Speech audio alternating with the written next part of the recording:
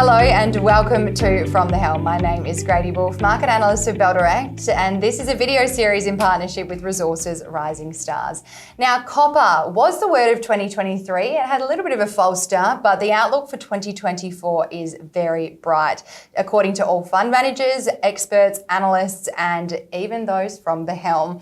Now, today, Caravel Minerals is developing a long-life, large-scale copper mine project in just 150 kilometres northeast of Perth, an hour and a half away in WA.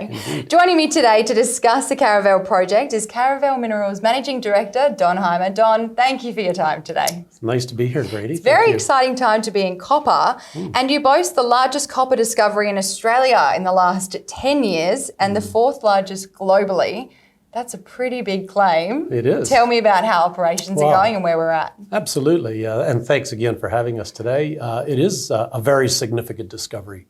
And you know, when you think about copper discoveries around the world, there are very few that I can think of in my career where they are large and long life and in such a great location like we have here in Australia. So that is a very distinguishing feature. We have, just to put a little bit of color on that, we have about 350 kilometers of tenements. We've only explored 10% of that. And within that 10%, we have two deposits known as the Dasher and Bindi deposits. And that's where we have almost 3 million tons of metal, copper metal in the resource.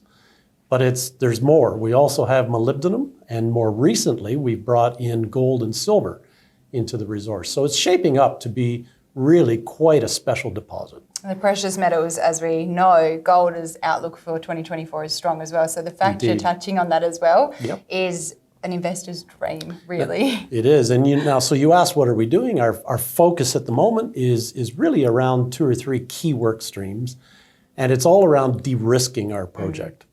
Investors don't like risk, and nor do I. So we're working very hard to de-risk the project, and that is working in areas like power, access to the state grid for low cost and renewable power supply, water. So we've discovered the water. It's vital for a processing plant, and we've got it. So that was a big accomplishment in 2023. But equally as important is we're continuing to work very closely with all of our landowners and all the different stakeholders in around the region.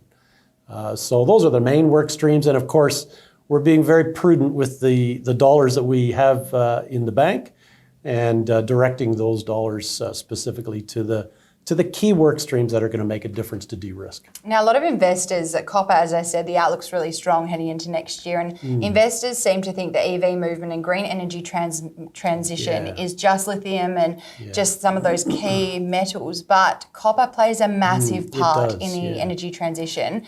Can you explain what its role is in this new green movement? Yeah, sure. This is a really good question, because we've all known about copper for so many years. And maybe just a little fun fact, 70% of anything that uses electricity has copper. So everything, including the camera that we're talking to right now. Today. And what's important about that is that copper, for as long as I can remember, has been the bellwether metal that gauges the health of the economy. And so that's wonderful. What's different now is that in the energy transition, where vast amounts of copper are going to be required for what are known as battery energy storage systems. Wind farms you've heard about, solar panels you've heard about, and things like electric vehicles, of course. But let me just talk about EVs, a couple other fun facts. So a normal vehicle has about 20 kilograms of copper. An electric vehicle has 4 times that, 80 kilograms. So copper's needed. It's needed, but it's going to be needed in vast quantities, because if you look at the International Energy Agency's forecast for electric vehicles on the roads globally, it's 150 million vehicles. So you take 150 million vehicles times 80 kilograms, and you get 9 million tons of new copper metal that needs to come into the market. That's equivalent to 8 to 9 Escondidas in Chile, which is the world's biggest mine. Wow. All by 2030. So there's enough demand for every copper miner. I've not seen it in my career. It's huge. So the outlook is strong, and it's definitely needed. Yes. Absolutely. So so we've got the Caravel copper project. Yeah. What are the key attributes of the project that make it really exciting for you and really attractive for investors? Yeah, good question again. And for me, when I reflected on this question, I think it's got to be the location. Yeah. Tier 1 jurisdiction. It is an hour, 45-minute drive from where we're sitting here in Perth. It's, as you just said, it's a tier 1 jurisdiction, but it's more than that. A lot of projects need to build roads and power lines and ports and power plants and so on. We don't have to build any of that. You've got it right at your fingertips. You can almost say that our project is already half constructed. It really is. And so therefore our focus is just on the mine and on the process plant and on a 60-kilometer water pipeline that we have to build. And that's why our capital intensity is so competitive. And again, being so close to Perth, we have at our disposal all the ingredients that we need for designing, manufacturing, fabricating, constructing, and operating what's shaping up to be a world-class business. Now, the talk is that supply will be deficit for in the years to come in copper. That's right. How does this deficit timing play into the timing of Caravel coming online? Yeah, so there's a couple parts to that, Grady. I mean, the first is that the timing is really good for us. We're aiming to reach a financial investment decision in around the middle part of 2025. Yep. And we'd like to coincide that with when we get Part 4 environmental approvals, so that investors have the confidence to know that we could actually immediately begin construction. So the timing works out really well from that point of view.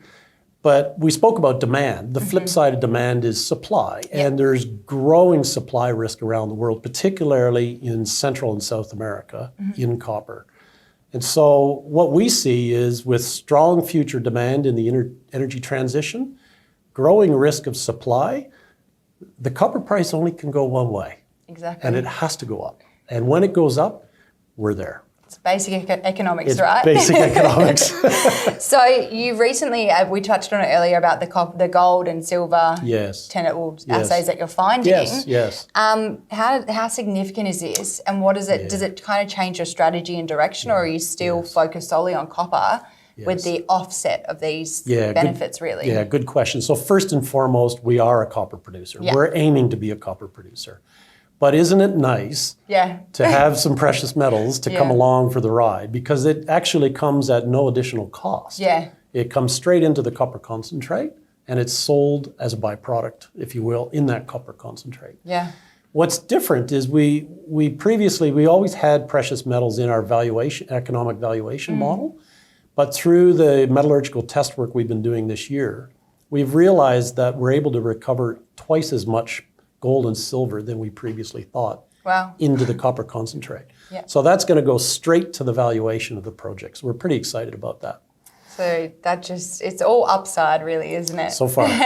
So now AI technology, a lot of investors think AI is just the tech sector. It's certainly not. Yeah. It's definitely used in mining. Yes. Have you looked into using this or used it in any way? And if so, what benefit have you seen? Yeah, absolutely. So again, great question. And I bring us again back to Western Australia. Yeah. Western Australia for the last 20 years has been, in the mining industry, has really been an incubator of technology. Yeah. This is where taking drivers off of large mine haul trucks happened. Yep. This is where subsequently we don't have operators on drill rigs anymore. We built remote operating centers. So just in this building, in fact, there's a remote operating center that is controlling equipment that's 3,000 kilometers from where we're sitting. Wow. All here in WA, all technology. It's phenomenal. All being adopted for Caravel. But we're going to take it a step further. Oh, I like this. I'm getting excited. In Canada, where I started my career, we've been using electricity to power our large mining shovels for decades. And we're going to bring that to this project. Because we're on the electrical grid here in Western Australia, and we get that low-cost renewable power, there's already an operating precedent to electrify a lot of our mining fleet, and so we're aiming to do that. So now, with a mining company, we're seeing a lot of expansion into strategic partnerships instead of going at it by yourself. Sure. Any update on the strategic partnerships front, and how does this play into your funding strategy and keeping costs at bay, really? Yeah, it's fundamental to our funding strategy, but it's more than that. We again be seeing the location where we are and the life, particularly the life of this deposit being generational. It actually sets up an opportunity to enter into long-term partnerships with equipment manufacturers, with operations type companies that can do contract mining. But equally behind some of these companies, we have firms which are known as export credit agencies. Yeah. You may have read recently that in Caravel's case, there's a company known as FL Schmidt who make large mineral processing equipment. Behind FLS, or FL Schmidt, is an export credit agency out of Denmark known as IFO. So they've expressed an interest in this project, not only to help their domiciled company FLS with this project, but also to fund our project. So this is an example of several that we're working on and we're pretty excited about, because we're able to enter into these partnerships because the ore body will last so long. And partnerships are key in this environment. Absolutely. And it kind of de-risks as well. It does. Through getting big names on board. And that's right. A lot of people just think it's the big miners that want to get on board, but as you said, it's a manufacturer that is excited in the project too. Maybe we're bringing a little bit of big mining mentality to a smaller company. Now, what does the next 12 months look like for Caravel? Yeah, pretty defining actually, 2024. So we'll keep working on de-risking the project, of course. We're keen to be working lockstep with the government, state government, on three things. That's on power, water, and Part 4 environmental approvals. Yep. But equally, in 2024 is when we're going to really start leaning into the funding of the project. So by the year end, we should have a feasibility study.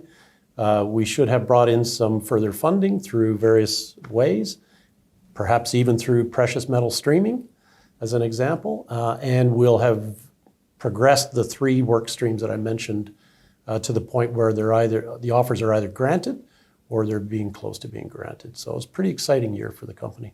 The outlook is very bright. Don, thank you so much for your time today. That's Don Hyma from Caravel Minerals. My name is Grady Wolf, market analyst of Bell Direct, and I hope you enjoyed this episode as much as I did filming it. Copper is definitely on the horizon for investors, fundies, experts, and everyone alike, so stay tuned for more content on copper. If you enjoyed this, why not subscribe to our YouTube channel? We're adding a lot of different content all the time, from market commentary, analysis, and obviously interviews.